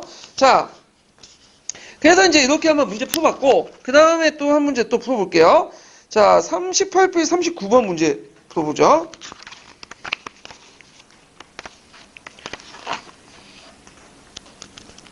38페이지 39번인가? 잠깐만요. 34번 문제네요. 이것도 이제 앞에 있는 문제하고 이제 비슷한 문제인데, 보면, 자, 여기서 모청의 의견에서 대해서 가와 나의 사료들과 관련된 인물의 공통된 비판을 두 가지, 써보시고, 그러나 나의 역사서가 지닌, 사관과 편차 체제, 그리고 요소를 네 가지 쓰시오. 이 사조의 사학적 이의를 한 줄 이내에 서술해 보시는데, 가는 누가 많았어요, 이거는? 아까 친명요청. 요청이 이건? 정지상이죠. 나는, 이거는, 김부식이 말한 거야. 그래서, 예? 정지상은 윤원이네, 발전했네. 가가 윤원이고, 나가 김부식이 말한 거죠. 그래서, 김부식이나, 그 당시 이제, 윤원이는 뭘 공통적으로 비판했죠? 성형천도하고 궁극정보를 비판한 거죠. 그렇지만 입장 차이가 있죠. 뭐가 있지? 연호 사용 문제에서. 그래서, 윤원이 같은 경우에 연호 사용을 주장을 했고, 이 사람은, 김부식 같은 연호 사용을 반대했죠. 나 문제는 예전에 기출문제 나왔던 거예요. 그래서, 병방의 작은 나라가 천자의 나라를 섬기는 것은 진실로 연호를 사사의 할 수 없다. 만약 신라가 한 뜻으로 중국을 섬겼다면, 버프왕의 스스로 연호를 칭한 것은 의혹스럽답니다. 왜 신라 조그만 나라가 연호를 사용하냐? 건방지다. 그 얘기야. 누가 얘기한 거예요? 김부식이 삼국사기에서 버프왕의 연호 사용을 비판한 거죠. 그러니까 지금 이점은 현재주의적 입장에 따라서 이런 것들 하는 거죠. 그러니까 이제 이런 걸 볼 때 모든 역사는 뭐의 역사다? 현재 역사라는 게 이렇게 반영이 돼 있어. 자, 하여튼 그러면 얘가 주장한 그 사가는 유교적 합리주의. 뭘 염두에 둔 거야? 그 당시 서경이 주장한 서경총도설, 서경기치서 있죠. 그걸 반대한 거고, 그걸 염두에 둬서 유교적 합리주의를 내세웠고, 여기에서 삼국사기를 편찬한 거죠. 삼국사기의 구성요소, 예전에 시험 문제 나왔죠. 공기, 열전, 표지, 그거 외워두세요. 예전에 03년도에 나왔고, 사학적 의도 예전에 한번 객관식 기출이 나왔죠. 현존하는 제일 오래된 역사서다. 이렇게 쓰시면 돼요. 현존하는 제일 오래된 역사서. 물론 예전에도 역사서가 있긴 있었지만, 기존의 역사서는 전에 있었던 역사서는 지금 남아있지 않죠. 그래서 지금 학계에서는 삼국사기를 거의 1차 사조 준하권 준에서 이제 받아들이고 있어요. 왜냐 기존에 1차 사조가 없기 때문에. 자, 이런 것들을 이제 기억을 해두시면 돼요. 저는 이제 북소형 규제에 나름대로 의미가 있는 걸 좀 두자면, 만약에 2000년 후에 다른 책이 없고 북소형 규제 하나만 있어. 그 강의 규제만. 그럼 이 북소형 강의 규제가 뭐가 되는 거야, 이제? 1차 사료가 되는 거죠. 예. 그래놓고 이제 그걸 보고 어떻게 연구할 것인가 이제 있을 건데, 꿈 같은 얘기지만, 예. 자, 그래서 이제 이렇게 있고, 그러면 이제 다시 내용 들어가 볼게요.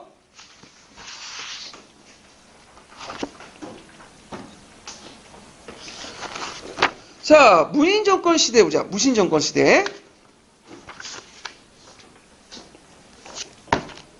자, 무신정권이라고 하도 또 무인정권이라고 이제 하는 사람이 있는데, 무신과 무인이 어떤 차이가 있는가, 시험 문제 안 나오니까 넘어갈게요. 예. 자, 이 무신정권 시대 때 관련된 내용에서 자주 나오는 것이 이제 뒤에 나오겠지만, 정방, 서방 같은 무신정권의 어떤 통치기구, 최씨 정권의 통치기구에 관련된 문제들이 나오거든요. 예, 요걸 이제 중점적으로 보시고요.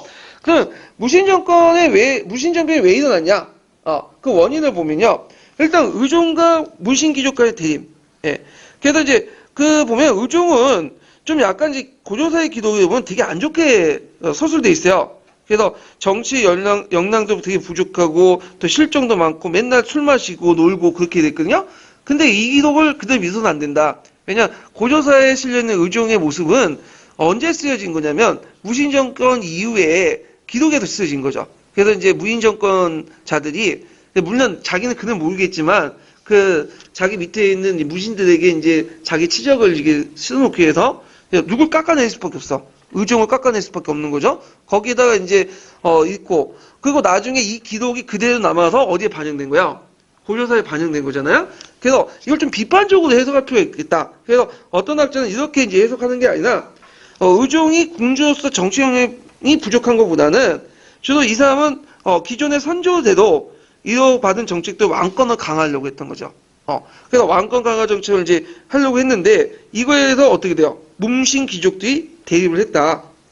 그래가지고 이런 측면에서 이제 의정과 문신 귀족들이 대립을 하니까 이걸 틈을 노려가지고 누가 쿠데타를 일으켰다는 거야. 일부 뭐냐면 무신들이 쿠데타를 일으켜갖고 이제 무신 정권을 세웠다. 이런 관점이 첫 번째가 있고요. 그 다음에 그 당시 문무 간의 차별, 무인대 반발 이에 대한 그 당시 고조는 이 당시 그 뭐냐면 무를 되게 비천하게 생각했어. 그래갖고 그 당시 제도적으로 볼 때 무만은 정상품이 상장군이 제일 높았죠. 이런 것도 있었고 그래서 그 이상 송진도 어렵고 군대 통솔권도 잘 행사하지 못했어요. 왜냐하면 출정군이나 이런 거는 다 누가 행사한 거죠? 강간찬, 김부신 다 누구예요? 문인 아니에요? 예. 그 다음에 이제 무과도 없었고요. 그 다음에 무신교육기관 때 무학제, 무인들 양성하기 위해서 무학제 소치인데 곧바로 폐지했고, 그 다음에 도병마사가 중방의 우위였고, 같은 군사적 논의를 하더라도 그 제추가 모여있는 도병마사가 거의 우위였다는 거. 이런 것들이 이제 무인들의 반발을 불러일으켰고요. 그 다음에 일반 군인들이 올 때는 노역부가에 대한 불만도 있었다는 거죠. 예. 그래서 이제 군인들도 지금은 모르겠는데 예전에 제가 그 군대 근무했을 때는 훈련을 안 뛰면 맨날 인사기가 뭘 시켰냐면 쓸데없는 걸 시켰어. 그래갖고 이제 주변에 있는 그 노역 같은 거 하죠. 주변에 뭐 이렇게 땅을 파도록 하든지 맨날 공사 동원하고 그런 것들이 이제 불만이 많았고 그 다음에 이들이 원래 군인전을 지급받는 거 있죠. 군인도 지급받지 못했다는 거. 이런 것들이 이제 같이 있었고. 그 다음에 무관층의 지위 상승도 또 항목해요. 왜냐면 그 당시 이제 각종 반란이나 거란족이나 여진족 물리치는 과정에서 그 당시 공원을 세웠죠. 그래서 얘네들이 이제 그 보면 나중에 그 경정정식과 거기 보면 점점 어떻게 돼요? 수당이 많아지죠. 받는 녹봉 뭐냐면 여러 경제지가 올라가잖아요. 예, 경쟁정식과 보면 이제 예전에는 같은 등급이라도 무인들이 더 받았는데 무인들이 더 받는 걸로 이렇게 바뀌잖아요. 예, 자 이건 나중에 얘기했지만 자기의 어떤 그 뭐냐면 경제적 지위는 올라가기 시작하는데 그에 따른 뭐가 없는 거야? 정치적 지위가 없는 거야. 예전에는 그렇게 어차피 비천하게 살았으니까 이렇게 불만을 안 가졌는데 최근에 내가 만큼 공을 세웠고 또 경제적 지위도 이제 올라가기 시작하는데 그에 걸맞는 정치 지위도 같이 올려야 되는데 정치 지위가 예전대로 그대로 계속이야. 그럼 어떻게 됐어요? 상대적 박탈감이 더 커질 수밖에 없고 그러면 어떻게 해요? 불만을 가질 수밖에 없겠죠. 이런 이제 복합적인 원인을 통해서 무신정변이 일어났다. 이렇게 이제 보시면 되고요.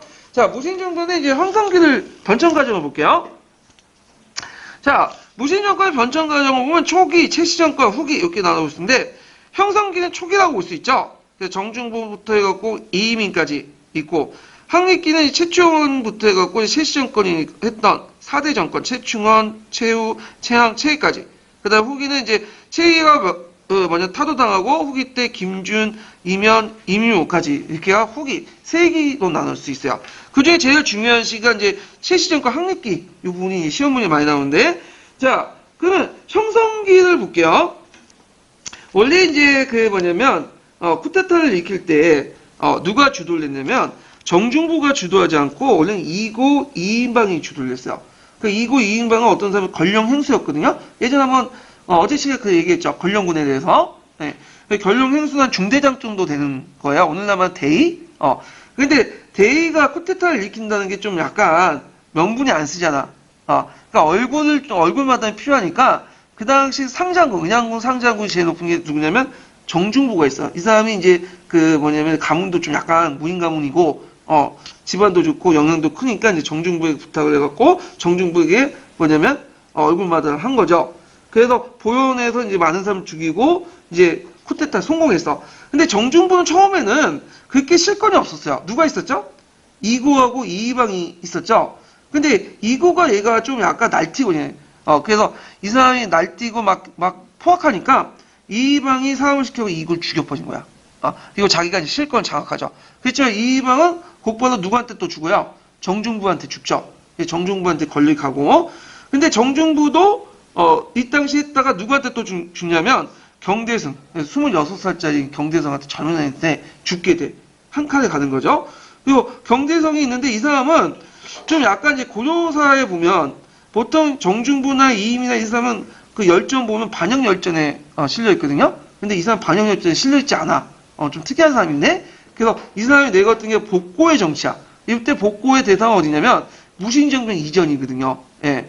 자, 그래서 물론 나는데 개혁 정치를 하려고 했지만 또 이 사람은 주변에 자기를 주위인 사람이 많다고 항상 뭐냐면 스트레스 쌓였나 봐. 두려움도 있었고. 그래서 잠도 이제 뭐냐면 자기 중방 어디서 도방에서 이제 자고 그러다가 결국에는 스트레스 때문에 못 이겨갖고 집권 한 3년인가 4년 만에 죽게 돼요. 젊은 나이로. 그때 뭐 29살, 30살 해갖고 죽게 되고 이때 약간 6개월 동안 가독에 있다가 명종이 누굴 물렸냐면 이임이는 불렸어. 경주에 내려갔는데 경주에 왜 내려갔냐면 그 경대승이 이임이 죽이겠다는 말을 알려쳤거든. 왜냐면 이임이 의정을 죽였잖아. 그거 아시죠? 의정 내려가고 이렇게 했고 막 가서 끌어가지고 허리뿔 딱 끌어갖고 이제 죽인 거 아니야? 그러니까 이제 그 복골 외쳤던 그 경대승 이쪽을 때 이임이는 죽여야 할 대상이야. 그러니까 이임이 겁이 많아가지고 겁이 많은 게 아닌데 겁나가지고 어디가 경주 가갖고 숨어 살고 있었는데 그때 불려낸 거야 명종이. 그래서 올라서 실권을 장악했죠. 근데 이임도 하다가 누구한테 죽어요? 비둘기 사건을 통해 최충원 때문에 죽게 되는 거야. 최충수의 비둘기 사건 때문에 이렇게 갖고 이제 있는데 자 그러면 이때 이제 형성기의 특징은 뭐냐면 중방이 중심이었다. 중방은 뭐 하는 곳이냐면 그 전에도 있었어요. 그래서 이제 고려시대 때 삼장군과 대장군들이 모여가지고 정치를 논했던 곳이야. 아니, 군사적 문제를 논했던 곳이 중방이죠.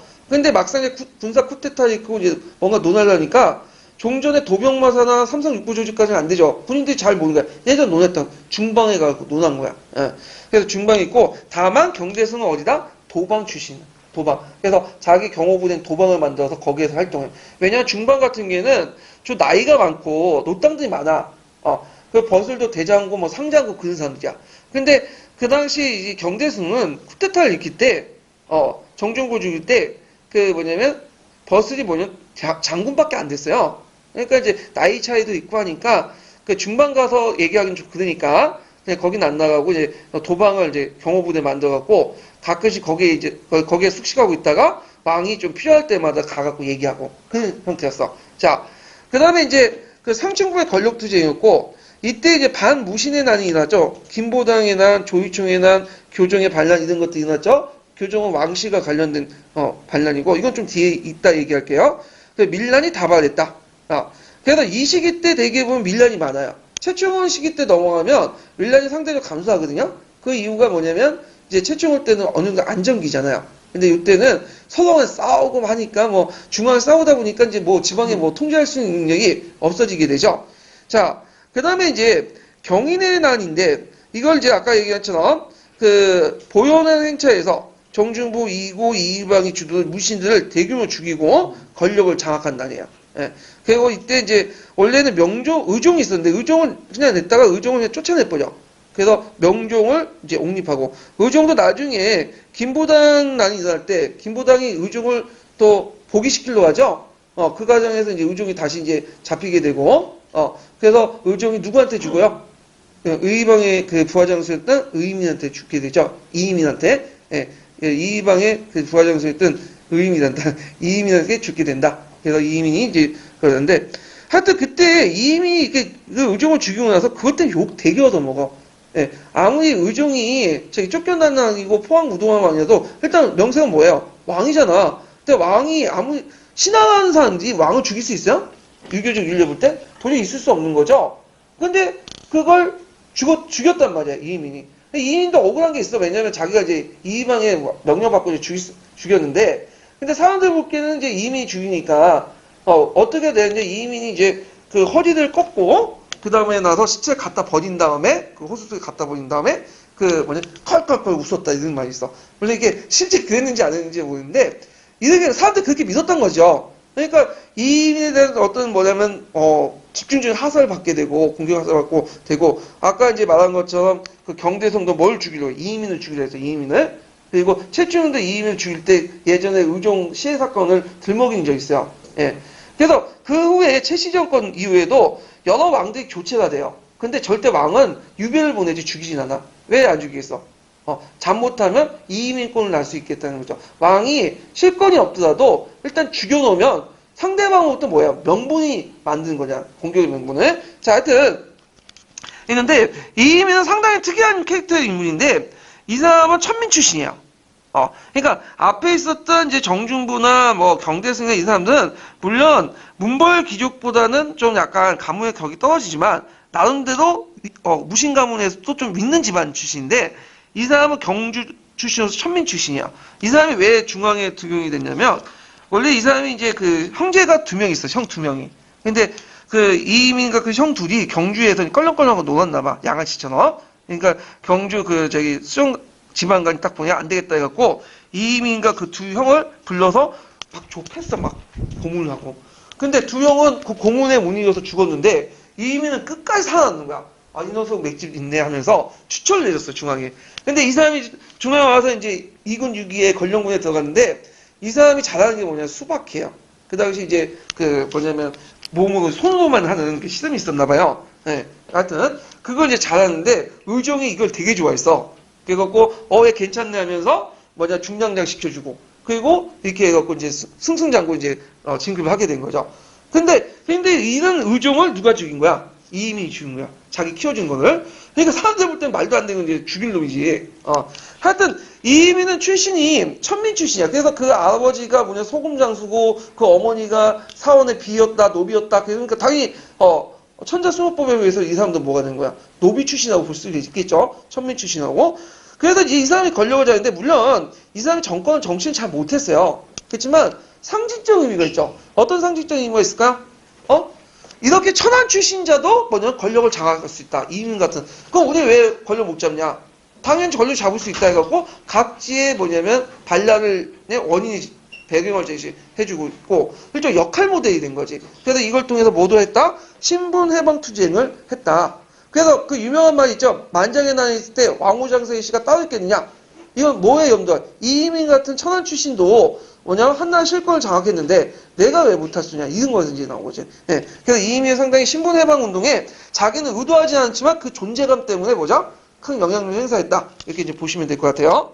자, 항리끼를 보죠. 항리끼는 최씨 정권이 이제 출연했던 것이죠.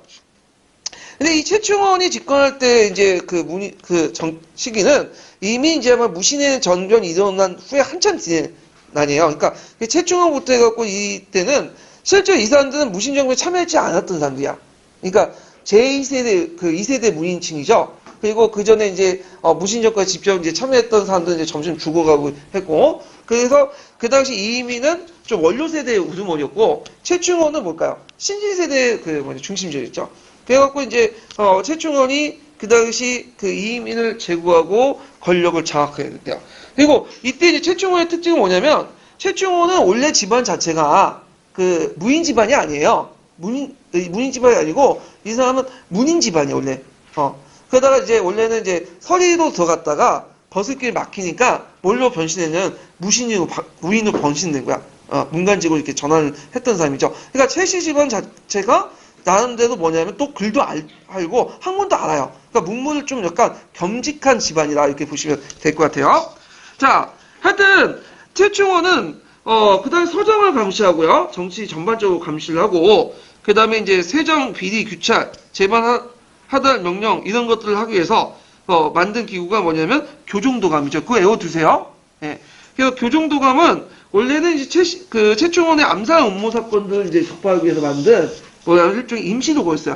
도감자가 원래 임시기구에서 나온 거죠. 그러다가 이것이 끝나고 나서 상서가 된 거야. 거기에는 최충원이 모든 업무를 이제 관장했다. 이렇게 이제 보시면 되겠죠. 그 다음 최충원의 아들이 누굴까요? 최우죠. 예. 최우 때 이제 만들어진 기구가 뭐냐면 정방하고 서방이야. 그래서 정방은 이제 그 교정도감의 그 안에서 있었던 권한 중에 인사권 부분을 떼가지고 정방에서 처리했어요.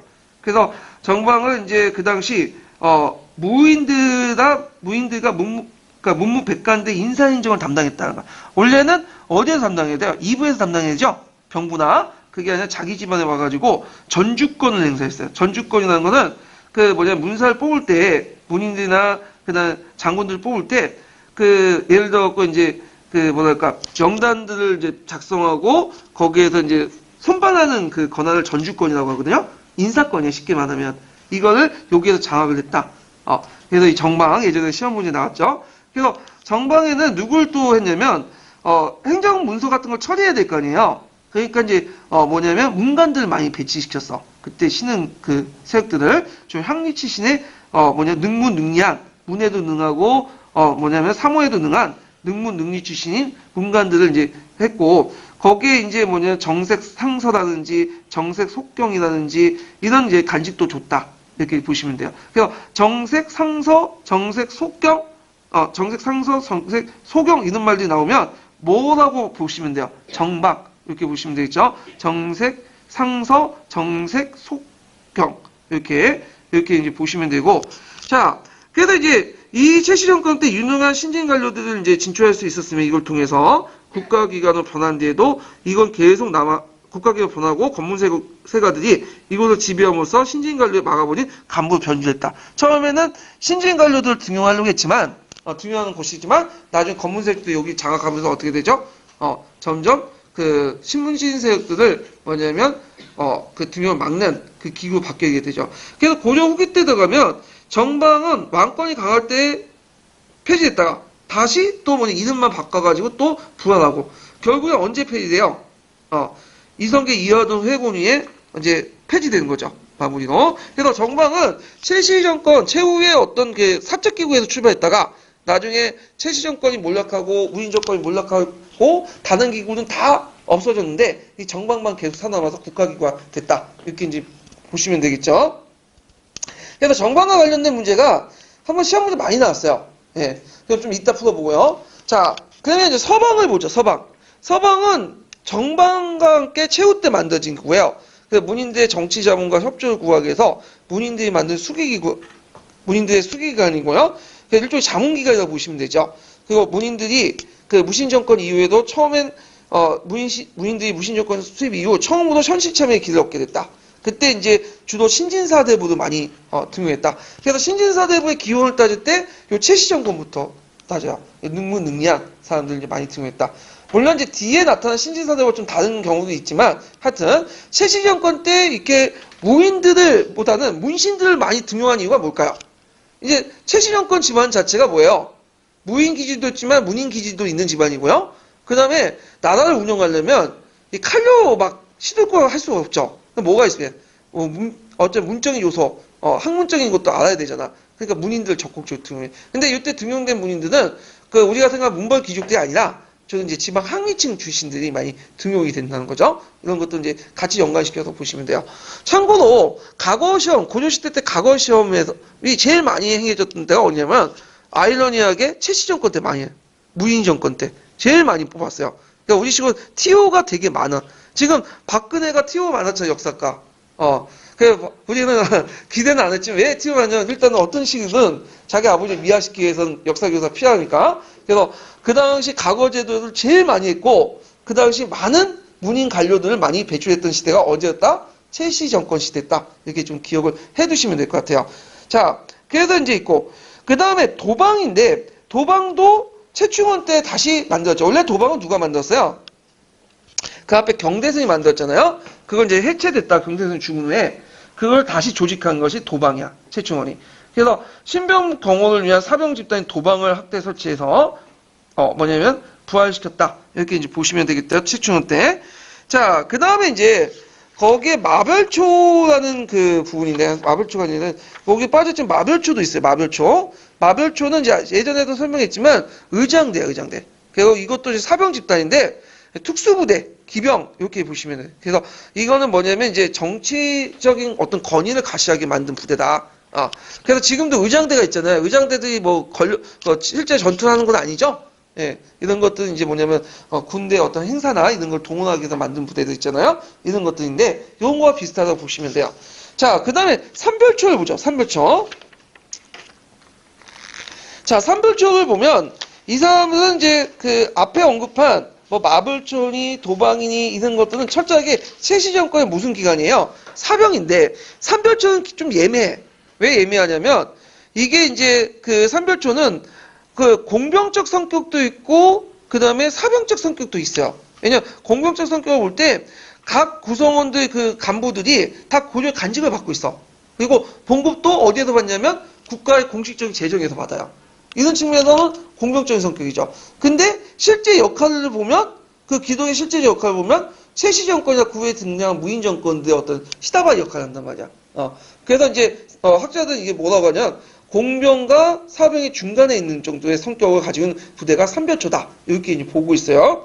자, 삼별초는 세 개의 부대가 만들어져서 삼별초다. 별초에 의해서, 세 개의 별초에 의해서 만들어진 부대라는 뜻이야. 예, 요때 별초당은 고려시대 별초당은 어떤 의미가 있죠? 일반 병사들이 아니라 그 일반 병사들 중에 특별한 능력 있는 애들을 뽑은 특공대라고 했죠? 예, 그러니까 이 별초, 세 개의 별초에 의해서 만든 게 삼별초인데, 그 세 개의 별초가 어디에서 시작했냐?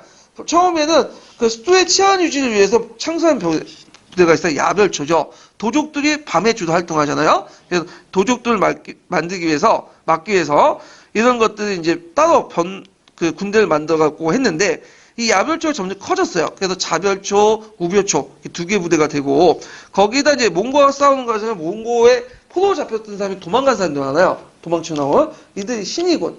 그래갖고 이걸 합쳐갖고 뭐가 된다? 삼별초가 됐다. 이렇게 이제 보시면 되겠죠.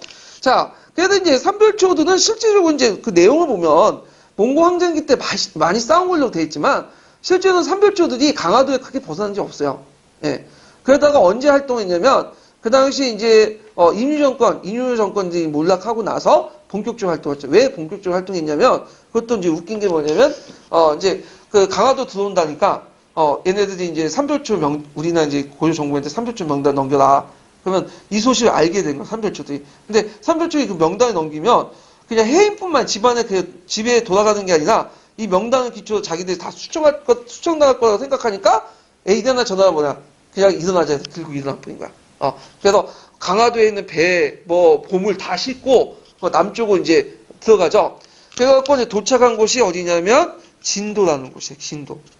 근데 여기에서 좀 그때 진도로 갔던 것이 다 이유가 있어요. 예전에 이제 무슨 얘기냐면 해도 제천의 논의가 있었어요. 해도 제천의 논의가 뭐냐면 그 당시 이제 그 말기 때인데, 무신정권 말기 때인데 그 어떤 일이 있었냐면 그 당시 누구죠? 잠깐만 기억이 안 나는데 이름이 김준이라는 애가 있었어. 근데 김준이 이제 그 당시 몽고 사신이 오면서 막 여러 가지 압박을 하니까 항복하라고 어떤 생각을 하냐, 차라리 얘네들 그 사신 죽이고 몽고 사신 죽이고 해도 다시 제천, 그러니까 강화도 말고 저쪽 남쪽에 있는 좀 바다에서 약간 육지에 떨어져 있는 좀 고립된 성에 가갖고 수를 옮기자. 이게 해도 제천의 논의가 있었어요. 결국에는 그냥 몽고족 사신을 죽이지 못하고 그냥 그만뒀는데, 자, 그래서 이때 해도 제천의 그 논의가 있을 때 제일 중요한 그 논의 대상이 어디냐면 진도였어, 진도. 아마 그거 논의를 바탕에 이 해도 제천 논의를 바탕으로 해서 어디가 진도로 갔을 거다. 이렇게 추정을 하고 있는데, 자, 하여튼 진도로 갔고, 그때 진도로 옮겨진 그 강화도 정부, 그러니까 삼별초 정부는 그 당시 고려왕을 따로 뽑아서 또 모셨죠. 그리고 일본의 제후를 이제 도모를 했고, 그래서 보냈던 것이 고엽조장이에요. 네, 이건 좀 뒤에 얘기할게요. 그 다음에 전라도 지역에 영향력을 행사하고, 조은선, 전라도가 그 곡창지대잖아요? 그 곡창지대에 있는 이걸 다, 곡창을 올라가는 걸 조은을 못 맞게 하고, 그 다음에 전라도 일부 지역을 또 점령을 했어요. 예. 그래서 이제 영향력을 행사했고, 자, 그러다가 이제 그 당시 그 고조정부는 원나라에게 하소를 한 거야. 그 당시 원나라가 이제 고조정부에 뭘 요구했냐면, 그걸 요구했어. 일본 원정을 요구했어. 근데 이제 고조정부 우지도 하고 싶은데, 말은 하고 싶다고 하진 않겠지만, 일단 포면적으로, 심정적으로 모르겠지만, 우리는 하고 싶은데, 누구 때문에 안 된다는 거죠? 진도의 산별조 때문에 안 된다. 그러니까 얘네들 물리치료 주면, 우리가 모든 국력을 총동원해갖고 준비하겠다. 배도 만들고. 그러니까 이제 원나라도 얘네들은 이제 쳐부셔야 될 필요가 있잖아. 후방을 안정시키기 위해서. 그래서 이제 고조와 그다음 몽고 연합군들이 어디 공격해요? 진도를 공격해서 얘네들 뭐냐면 거의 7, 80%를 뭐냐면 싹 제거해버리고 나머지 세력들이 어디로 갔죠? 김통정들 중심에서 제주도 갔죠. 그렇지만 꼭 여몽연합군의 공격을 받고 붕괴가 돼요. 예, 그래서 이제 삼별조 세력들이 이제 없어지게 되는데, 근데 이제 삼별조 세력들 자녀 세력들이 뭐 오키나와에 갔다는 설도 있어요. 그 당시 오키나와에 보면 이제 고조식 뭐 도자기도 나오고 뭐 기와도 나오고 그래갖고 아마 삼별조의 자녀 세력들이 남은 세력들이 제주도에서 오키나와로 건너가지 않았을까라는 가설이 있어. 예, 그런 거지. 자, 하여튼 이런 것들이 이제 있다는 것 좀 기억을 해두시면 되고요.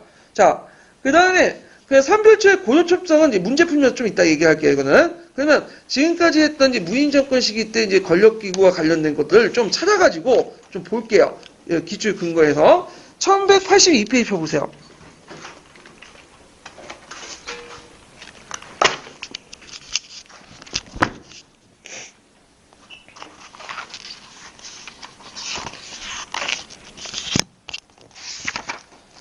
자, 1182페이지에 보면 정방, 서방, 이런 게 있죠? 예, 정방, 서방을 중심으로 좀 보면.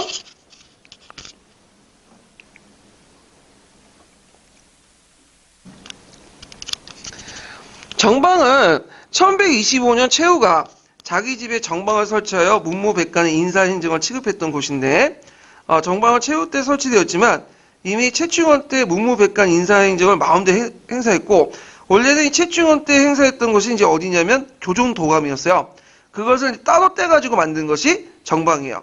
자, 그래서 교종도감 인사행정 기능을 분리해서 정방을 설치했다. 그래서 최후가 죽은 뒤에 무신 집권자들에 의해서 계승이 됐고, 백관의 어떤 그 임명, 그 다음에 이동, 그래서 모든 인사권을 장악을 했고, 그리고 국왕에서는 정방에서 했던 일을 그냥 승인하는 허수아비 불과했다. 그래서 최후의 막노로서 이제 이때 막노는 주로 어떤 사람들일까요? 신진 사대부들, 이런 사람들이죠. 그래서 이제 이규보가 대표적인 사람이 이때 활동했던 사람 중에, 자, 왕에게 상주하는 직책을 가진 요거 간직 좀 기억을 해두세요. 정색 승선, 그 다음에 정색 상선, 정색 소경, 이런 것도 있죠. 요 말들이 나오면 뭐예요? 이건 최후의 막노로서 그 밑에 이제 행정적 일을 담당했던 사람들이야. 이런 말들 나오면 뭐다 이게? 국가에서 정방이다. 이렇게 인식을 하시면 돼요. 자, 그래서 이런 관직들을 뒀고, 그 안에 서기직인 정색, 서재, 이런 걸 뒀죠. 그래서, 그 다음 문사들법 필독직인데, 필독직이 뭐냐면, 필독적이라고 좀 하기도 하죠. 이게 뭐냐면, 그러니까 예전이에요. 예전에는 이제 그 상고시대 때 중국에서는, 서기들이 주로 종이가 없었으니까, 어디에다 글을 썼겠어요? 나무에다 글을 썼겠죠. 네. 그래서 이 나무에다 글을 쓰고 아니면 팠단 말이야 이걸.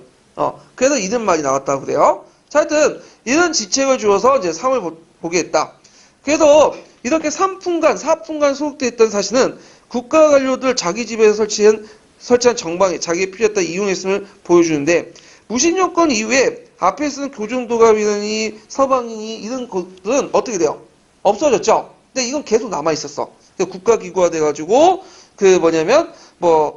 지지방, 지인방, 차자방이나 이름으로 명칭이 계속 바뀌어요. 그래서 국왕권이 세질 때는 없어졌다가, 또 국왕권이 또 약해지면 또 부활했다가, 이렇게 이제 하죠.